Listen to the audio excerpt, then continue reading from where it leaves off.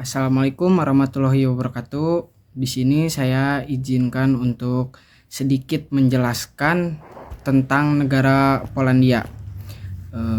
Sejarah Polandia bermula dengan kedatangan suku bangsa Slavi yang mendirikan permukiman permanen masyarakat Slavi Barat di negeri Polandia pada awal abad pertengahan Wangsa Piast. Wangsa yang pertama kali memerintah Polandia muncul pada abad ke-10 Masehi, Adipati Mieszko I pada tahun 992. Dihormati sebagai pendiri de facto negara Polandia dan dimuliakan sebagai tokoh yang berjasa menyebar luaskan agama Kristen ragam barat di negeri Polandia. Raja Kazimierz yang paling besar kekuasaannya dari Wangsa Piast ini memerintah tatkala Polandia mengenyam kemakmuran ekonomi dan mengalami pada masa pemerintahan raja-raja Polandia dari Wangsa Piast. Yang selanjutnya ada iklim dan juga geografis.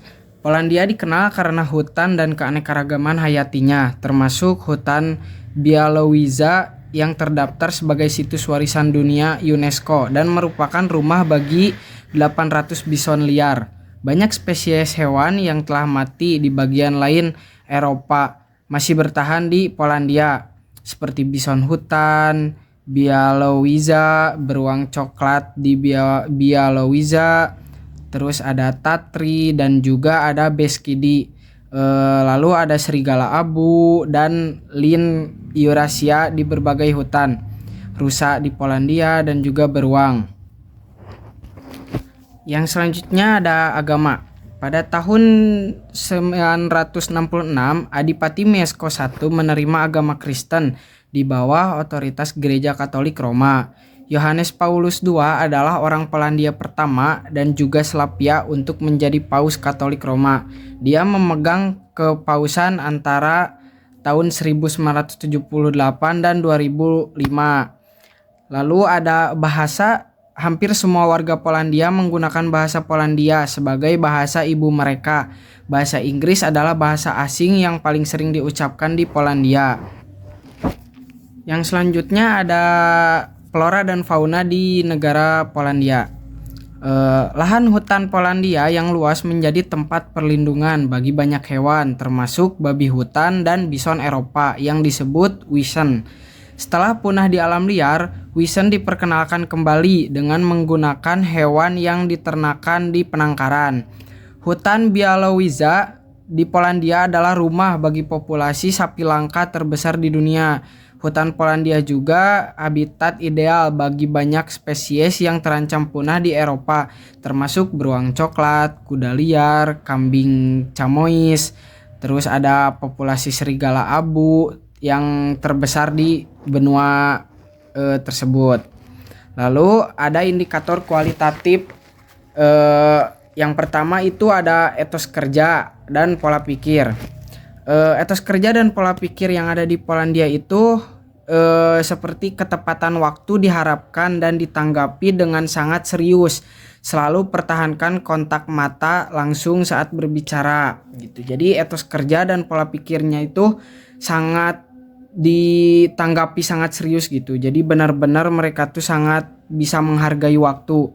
Yang selanjutnya ada pendidikan. Pendidikan wajib dimulai pada usia 7 tahun dan tingkat sekolah dasar akan berlanjut selama 8 tahun dan berakhir dengan ujian yang menentukan jenis sekolah menengah mana yang paling cocok untuk diikuti oleh setiap anak. Yang selanjutnya itu ada mata pencaharian. Mata pencaharian di Polandia itu sebagian besar ada pertanian, perikanan, dan kehutanan. Yang selanjutnya tingkat kesehatan.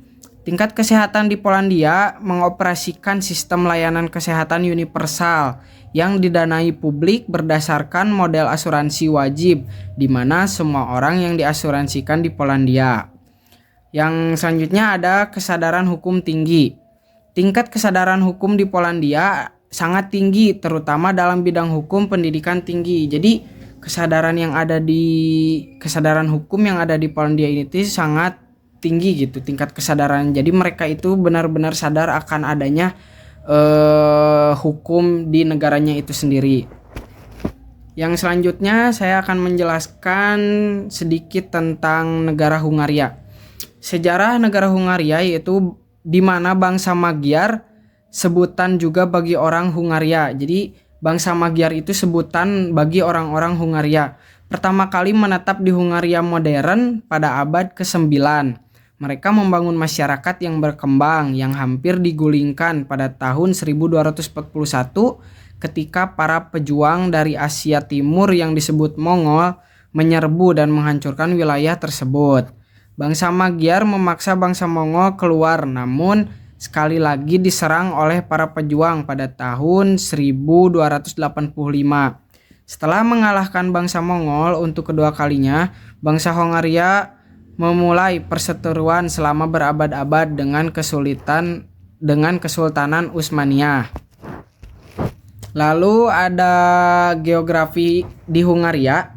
Hungaria adalah negara yang terkurung daratan di Eropa Tengah yang berbatasan dengan Slovakia dan Austria di utara, Ukraina dan Rumania di timur, Slovenia di barat, serta Kroasia di Serbia di selatan. Lalu Hungaria sebagian besar datar dengan wilayah dataran rendah yang luas yang dikenal sebagai dataran besar Hungaria, wilayah pertanian produktif. Jadi Hungaria itu sebagian besar wilayahnya itu dataran gitu, dataran yang dimana dipakai untuk wilayah pertanian yang produktif. Hungaria juga memiliki 3 danau air utama, yaitu Danau Balaton, danau terbesar di Eropa Tengah, lebarnya sekitar 9 mil pada titik terlebarnya. Lalu ada Danau Heves, juga penting sebagai salah satu danau termal atau air hangat terbesar di dunia. Yang selanjutnya ada budaya dan manusia.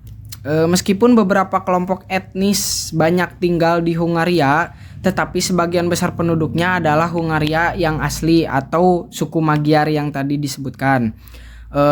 Lalu ada musik itu sebagian besar yang paling penting di Hungaria. Jadi musik itu bagian yang paling penting dari budaya Hungaria, khususnya musik rakyat tradisional seperti itu.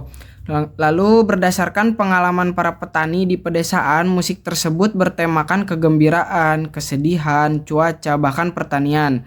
Orang Hungaria menyukai spa umum dan telah berendam selama berabad-abad.